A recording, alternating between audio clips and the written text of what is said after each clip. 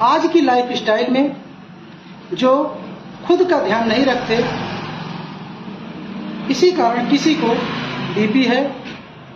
तो किसी को शुगर है, तो किसी को अस्थमा है, तो किसी को कैंसर है, और ये रोग पूरे विश्व में सबसे ज्यादा है।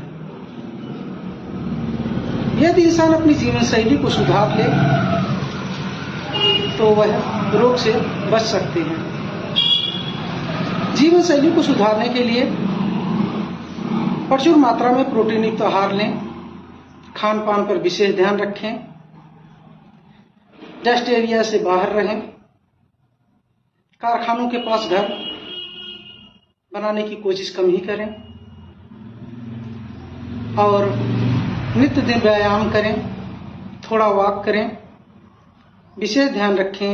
लाइफ स्टाइल में सुधार लाएं।